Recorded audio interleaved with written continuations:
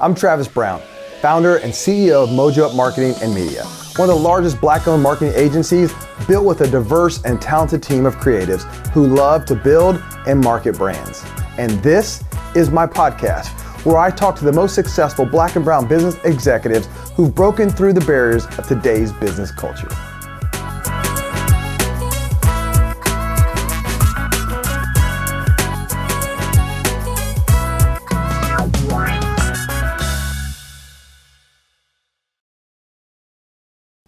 Welcome everybody to Mojo Up Live. It's Travis Brown, and I'm super excited that you have joined us today for this podcast because you're not going to want to miss this. Now, there are a lot of big ballers, shot callers, a lot of executives, but today I got Inez Evans. She's not only an author, she's a consultant, she's a shot caller, but she's currently the CEO of Indigo. So help me welcome my friend Inez. What's up? How are we doing? Woo! How could I not be doing? I'm sitting next to you today. You know, we met over a year ago. I sat on a bus, not one of yours, but one of a bus in San Diego. Why wasn't it on one of mine? Well, because we were in San Diego. Oh, that's true. I don't go that far. That's out of my zone. See? And we were sitting there. I got a chance to sit down with you, and we just chopped it up. And ever since then, we talked about, author and speaking and just, what it takes to be a CEO, an executive. And so I'm excited to just dive in today to ask several things about who you are, what you're doing, and the impact that you're making. So I got to jump out and ask this question first, though. Okay. You've been in Indy for 3 years, so tell me, how is Indy treating you? Wow. Which Indy? Indy has many faces. The downtown Indy treats me really well. It's exciting. Folks are very friendly. But then you start peeling back that onion of Indy, and each one has a different layer. Mm-hmm. So the political side of Indy treats me a little differently than maybe some of the corporate worlds of Indy. The State House, some have been friendly and some have not. We've had to fight to keep the promises that the voters made some years ago for us to put on certain transit. Still had to fight to even be recognized as the CEO of Indigo. So, but overall, the majority, I have faces like yours that help make it all right. And there are other big ballers out there who are strong supporters. And so, it's sweet and sour sauce. How's that? I mean, I can respect that because I'm from Indiana. I'm from Lafayette. I lived here for the last, 12 years. And I understand that when people ask me what's my biggest challenge in the marketing agency, it's navigating the political landscape of how business is being done. Yes. So I'm going to talk about and ask you some questions about being a CEO and the challenge in a second. But I got to back up and go, so how did you get here? College? You don't just show up one day and you're the CEO of Indigo. So that's what people think, though. They do. Like, you just landed on this job like one day, right? Like, so I dream a genie and I blinked and I popped into the seat. No, I've been doing this for 30 years. I know I don't look like it, though. Straight up? But 30 years. I started as a customer service agent, answering the phones to tell people how to get from buses from one place to another, and slowly worked my way up. I didn't take the traditional pathway of college, but I did night school, weekend school, correspondence school, because I was a single mother for a period of time. I was raising my 3 children, plus my brother. I was raising him as well. And then I had another child. So you got to do what you got to do. At one point in time, my second husband passed away while I was in school. But I still finished. So it took me a lot longer, but I finished. So I was the first person in my family to actually finish college, get a degree, and then went on to get my master's degree and was awarded an honorary doctorate as well. So where'd you go to undergrad and where'd you get your master's from? So University of Phoenix, because it helps those adult learners who are seeking untraditional ways of going to school, because I had to work full time. Still had to put that bacon on the pan, And then Western International University, I got my MBA. And then where were you born, raised? Like, where are you from? Born in Virginia, Army Hospital. My father was a career military man. Served our great country for over 27 years. But I was raised in New York City. In the city, huh? In New York City. My birth mother I stayed with her until I was 16 years of age. I went to music and art high school. If anybody is out there who remembers the movie and the series Fame, that was the school I went to. Is that right? Yes. I Because wanted to be an opera singer. That's what I was going to say. So what was it? Yes. I wanted to be the next Leontine Price. Mm-hmm. And instead, you're the CEO of Indigo. Right. How do you go from music to transit? Mm-hmm. But it's all about a rhythm and, logistical methodologies. Yeah. It has similar attributes. So let me ask you, so in this journey in life, I want to ask you this, so what was the moment where you crossed this path and you're like, I can do this. I can be this. It was because I went to a meeting. It was an APTA conference, which is the American Public Transportation Association. And it was in the 80s. And I was with my boss, who happened to be an African-American male. And I was sitting around the room, and there were over 200 transit professionals sitting in that room. And in their room, there were only 2 men who were African-American. And I was the only African-American female in the room. And I was like, wow. And I asked the owner of my company, I said, why are there not more who look like me sitting around the table? Do you not actively recruit? Are we not educated enough? The why. Mm-hmm. And needless that I know that was the conversation that launched my pathway, because it got the owner of the company to ask himself that same question and look at their recruitment processes. And I became one of 2 African-American general managers that they had on their team at that time. Let's go there. We're going to talk about this on the DEI effect also, but I want to ask you this, is that, so what is it like to carry, and I'm assuming there's some burden with that, but carry that burden or responsibility to go your trailblazing paths for people to come behind you. And I'll say it politely on my podcast so that I don't get edited anywhere. But I used to say, when you're the first, I always felt this sense of I can't F it up, right? I can't F it up. That's right. And so, what is that feeling like for you in your journey? Not just where you are now, but in that path to take ownership, to do it the right way, and to kind of clear this path. It is a heavy burden when you are the first, but because I was the first here doesn't mean I was the first ever. So I had the privilege to be able to talk to some other firsts, like Shirley DeLibrio and Dr. Bev Scott, and being able to talk to them about their journey, their struggle, and how they did it right. And so I've been blessed to have some very strong and powerful women in my pathway and who I still call upon. Dr. Bev Scott is still a mentor and a friend to me today. And whenever I'm in doubt, because we do have doubts, right? We struggle just like anybody else to know, am I doing it right? And when people are hating on you, you need some of them words to be able to clap back. Well, I love it you say that when we have doubt. Last time my wife and I were having this conversation, she's looking at making some transitions in her professional career. And I said, what? We all have it. Mm-hmm. Every single one of us have a doubt. Whether you want to label it imposter syndrome or doubt, fear, whatever you want to call it. But there's always a moment that's like, is it too much? Right. Am I not good enough? Am I not smart enough? Are they not going to listen to me? When it comes to you as a leader, right, influencing people, what's the mantra? What's the charging orders? How do you move people? I know it's that classic cliche, you got to walk the walk that you're talking. You got to believe it in order to do it. You got to believe it in order for others to see it. And I don't ask my team to do anything that I'm not willing to do myself. I may be the president and CEO, but I'm just Inez at the end of the day. And so I walk around the office with my sneakers on. I am not a heels kind of CEO. Heels hurt my feet. I'm too old. My back is hurting. So I walk around in some very nice tennies, But that gives a level of comfort to my folks that I'm approachable and reachable. And what I've been told by folks is that I'm just real, that I'm just people. Let me go there, because I think sometimes, especially for African American women, being real gets misconstrued and As repurposed something else. as something else, right? And I guess my question to you is, how do you find the balance between your authenticity, being real, being polished, playing the politics that are actually out there? Like, how do you put that all together and stay true to you?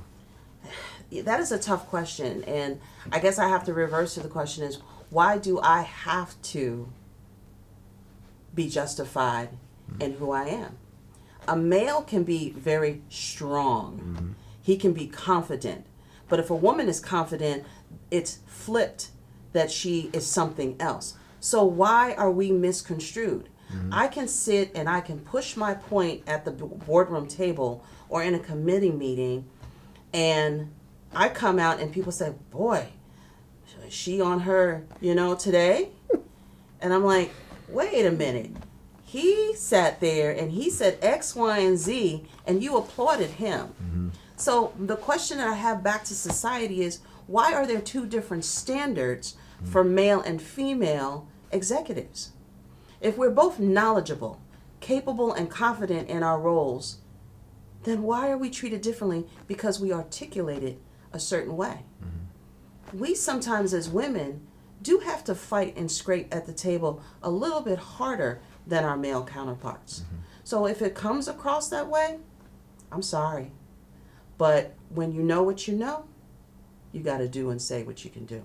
And that it's actually like sorry, not sorry. Exactly. I love that song. Because Yes. the truth is, and you're hitting it right on the head. But that's where we are as this evolution of both from a male-female perspective and both from a color perspective, and looking at the journey from an African American perspective versus a white perspective, That's right? And how it's perceived. I guess my question is, so taking that right there, and I love your re-question, but to the young black female professional that's out there, she's trying to make her way, trying to be who she is. What would you say to her that helps her have the confidence to keep going down that path of being authentic? Make sure you know your job or your subject matter better than anyone else. Speak your truth. Know your truth. Walk it and live it. You got to breathe it. It's got to just exude from you when you walk into that room and command it. Don't speak just for the necessity of being heard, but make your times when you do speak matter. Ooh, I like that. Right? Like we're pulling that's soundbite, that's headline right there, because I think where people are trying to find their spot at the table, they're trying to prove their worth. You do see a lot of people just saying shit, right? That's right. And it's about holding your words to say, no, this matters. This matters. I don't know if you remember, and I'll date myself right now. There was a commercial, an insurance commercial or an investment commercial with E.F. Hutton. And it would be a buzzing room full of folks just talking. And this person named E.F. Hutton, when they spoke, it mattered. And that resonated with me as a young kid. So it was like, it's not how many words I say, but the quality and the quantity of my words will matter. And when you are, I want to go to your boardroom in just a second and talk about what that's like. But talk a little bit about your transition. So you transitioned into this role. What was difficult about the transition? First of all, what excited you to make this transition to good old Indianapolis? With the snow and the cold, right? And then when you got here, what was the obstacle? What was the challenge? What was that like? Well, I think I wouldn't call it an obstacle, but an opportunity. And I was the first African American female to run Indigo. So that was an opportunity, and for some that might have been an obstacle. But I came to Indianapolis and Indigo because there was an excitement about transportation here. The citizens of our community had voted for a referendum to pass, to bring, they wanted greater transportation. How often do you get to do that where people have agreed to tax themselves and they say, we want a better and more and transportation system. So that's what excited me. But with that excitement also created opportunity or an obstacle, as you say. The biggest obstacle, I think, for us are the individuals who don't understand nor respect what we bring to the table and who we serve in our community. 70% of who we transport and for Indigo are persons of color who make less than $35,000 a year. So to stand in front of certain political individuals and to be told that it's not about the bus, but they just don't want me bringing those people into their community, that's the challenge. And how do you take a breath, process that, and articulate how bullshit that is, and how to change that mindset to get what you are charged with getting done? Got to continue to speak the facts. 196,000 people stood up and raised their hand and said, yes, I want this. So when I'm standing before that person, I may look as the one, but I'm really the 196,000. And so to me, I visually imagine that there's an army of 196,000 people chanting and cheering behind me. Get him, Nez, get him. Come on, tell him the truth, speak the truth. So that's what keeps me hyped and pumped. That's so awesome. I just got a visual of like just the army, you know, like in Braveheart that's behind you. Exactly. And you're sitting there like, whoa, go. Like you're going to do that because you're right. You know, when people sign up and they vote for that, now it's your job to, you know, to carry out that execution. That's right. Then there's such a responsibility and a purpose behind the things that you're doing. See, I think sometimes people in all different walks of life go, you know, I'm a this or I'm a that or I'm just a this. And I always like, well, you're not just anything. Exactly. Like you're never just anything because there's so much purpose behind whatever you do. And we're blessed at Mojo Up because I get to sit in a room with people all the time and hear their vision. I go home all the time and I'm like, this is the greatest this is the greatest that. You got to hear their story because so many people struggle telling the story. Right? To articulate who they are and what they do and why they do it. Let me ask you this. I think some people don't really understand the purpose and the need for the public transportation, right? What is the story that they are missing? Well, the story is that there are those who have the choice, but many there's a secondary opportunity or choice. We are the gap fillers. We are the great equalizers for our community. Because of the demographics of our community, we are able to help individuals get to their jobs, work, education, the hospital, groceries. They make a conscious choice on a daily basis between putting food on the table, public transportation, or buying a car. The average car costs somebody $11,000 to $12,000 a year. And that might be that's generous. And that's a low end. You know, that's a low end car. Especially with some of these companies out here who are taking advantage within our low income communities, charging them 20 some odd % interest and things of that nature. And so $1.75 can be the great equalizer. And so, you know, we create partnerships with organizations to help bridge those gaps, to help individuals who are in school from high school to college. We have nurses, doctors, lawyers, you name it. It is the great equalizer. And so you have those who have that, and then you have the individuals who are socially conscious about the environmental aspects of greenhouse emissions on our planet, who make a conscious decision to use our services because they want to reduce their carbon footprint.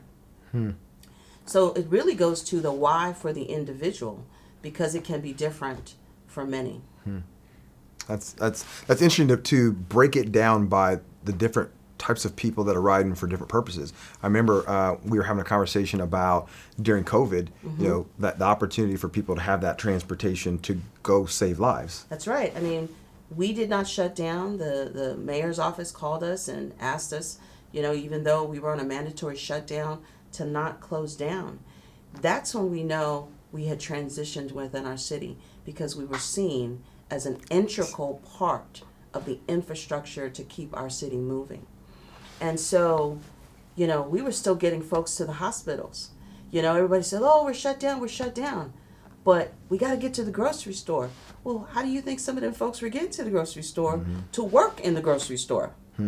In the service industry, we are the individuals who transport those to Lucas Oil Stadium and Pacers, to all of the hotels and stuff. They ride Indigo. They ride us.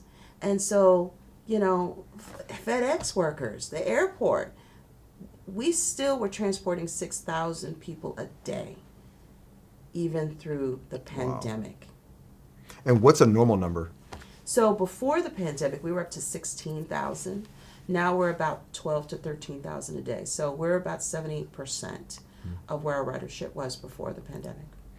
And so 2 questions. The first one is, when you compare our transit to other cities our size, we were at Lex not too long ago, and it was Nashville, and we've been to San Diego and Austin, these places. So how does Indy compare to these other cities with the transit that we have, or what are we missing? Well, before the whole referendum thing started, Indianapolis was really in the bottom tier, like one of the worst transit systems, being the 16th largest city in the country with one of the worst transportation infrastructures. But that's why the referendum was put in place. So we are not where we need to be, but we're on our way to getting there. By increasing services by 70%, putting in our bus rapid transit lines, we've built the Red Line. Purple Line is under construction. Don't hate us for all the barrels, because you're going to love us when you have no potholes and craters to fall in. And then the Blue Line will be the last leg of that stool. And then we'll execute the full Marion County Transit Plan. I like to think of it all as a big stool, where the plan is the seat and the 3 BRT lines are the legs. People think because we don't have light rail, we're not, we've not made it. But our system is just as fast. It has created the same economic development opportunities that light rail brings to any city. The growth of our city, just look along those pathways and see how the city is transforming, and the investment that developers are having because of the investment that Indigo is putting in, as well as our other partners. So let me ask you this. When you walked into your first board meeting, what was that like? Scary. Because, I have sat in the seat as a sub before, but when it's you, and I think the day when I realized, and I turned around and I was like, there's nobody behind me. I'm the seat. So it was scary, but empowering all at the same time. It's like, okay, you're here now. What you gonna do with it? You gonna use your powers for good? And so, but I so that was how I felt, but it was also very welcoming. I have probably one of the most supportive boards who have made my work here so, I'm just blessed. It's hard to put into words, and I know that's difficult when you have 7 individuals who are sitting back, but they have listened, they have learned, and that's been important, and they believe. So when you think about you're in your own time, your own quiet time, there's no when public. Is that? At some point in time, right? Okay. Maybe the ride back from today, right? But when you have that time and you're in your head, right? Okay. You're in your head going, like, what are you hoping to do now? What are you trying to change? What's your impact? Like you have this position. Like, what are you ultimately trying to do with it? I want this position to be more than just about public transportation. We are community partners, and that's what I want it to be about. Yes, the buses, it's what we're known about, but we have so many other programs. Our wellness and transit program, our arts and transit program, so all under the umbrella of Indigo Cares. I mean, we have free clinics down there for healthcare, trying to help the most vulnerable populations. We're trying to change the narrative. We can talk, but if we are not part of the solution, and that's what we're trying to do. So be a solution finder, maker, transformation person. That's what I'm trying to do. It's all about my mission. I love it because, when people think about title and positional power, so often it's abused, misused. But I love the spirit that you're operating with going, I'm trying to figure out really what the impact is and what the legacy will be, not while you're here, but the road that you're paving. The road ahead. I mean, I didn't, as we said, I wasn't birthed as a CEO. I didn't pop out of the womb or the genie and became this. There was a struggle that I went through as an individual to be who I am today. Many are surprised, and I'm very transparent, that at one point in time, through divorce, I had no job. I had to go on public assistance for 6 months of my life. That was the most humbling experience, but it was one of the most motivating experiences of my life. It changed everything. When they told me, well, you'll be back in 6 months to do your recertification, I said, in 6 months? I'll be telling you, I don't need this. Right. And in 6 months, almost to the day, I got my first job in public transportation.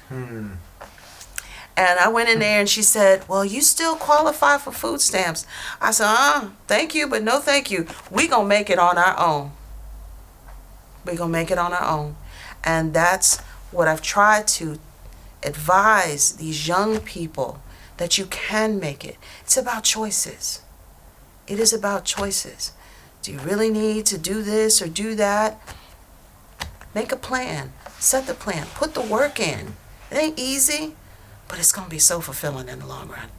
Man, I'm loving this conversation because when I met you and the time I spent with you before, like we haven't been able to get to this point to really unpack some of the stuff, and just very heartfelt. I can see the compassion and the passion that you have for leadership and the impact that you're making. To wrap this up today, I do a thing called the Mojo Up Hot Seat. Okay. All right. So here's what's going to happen. I'm going to throw some questions or one word or a phrase, and all you got to do is just answer it with whatever comes to mind. Right. Oh my goodness. Okay. So it's not hard. It'll be simple for you. Okay. So I'm going to jump right in. All right. All right. So favorite place to vacation? I don't vacation, so I don't have one. Okay. If you could go on vacation. Okay. If I could go. Hawaii. All right. Favorite city you've ever been? Austin. What is like your desired food? Like I always want this. Fried chicken. Best place to eat for you in Indianapolis? That's not fair. There's so many great places. Okay, one of your favorites. Salt. Salt. Okay. Do you have a brand that you just love? Clothing, it doesn't matter what it is. That's not fair. Louis Vuitton, Gucci. My St. G's that I have on my feet right now. I mean, come on, that's not fair. We're fashion people. All right. I'm just asking. You're like, but some of us got, like, you got a thing. Louis Vuitton. There you go. All right. I had this question on here. You kind of answered it, but I was going to be like, heels or sneakers? Sneakers. All day long. Got the sneakers. It's funny I said sneakers, but normally I always say tennis shoes, But it depends on what side of the coast you're from. It's either tennies or sneakers. It's soda or pop. I mean, but soda or pop? I'm a soda girl. Soda girl. All right, sports team. Dallas Cowboys. I knew that. Favorite college? University of Texas. Hook 'em horns. Favorite TV show? Oh my God. Law and Order. Like SVU. I love them all, but Criminal Intent, the first Law and Order, the special victims thing is a little heart tugging for me. But anything that's mystery, that's kind of how I de-stress. Favorite movie? Oh my God, that's a hard one for me, 'cause I'm a TV nut. I just love television. Can I have a series? Yep. Roots. What throwback on there? I like that. Yes. Type of music? All. favorite song? Like, what's the go-to? What's the thing? Like, if you're going on stage, you got. I'm Every Woman, Whitney Houston's version. And she said Whitney Houston version too, right? Yes, because she puts in the Shaka Khan a little bit, but that's Whitney Houston. That's my girl. Nonprofit. American Heart Association. And when it's all done,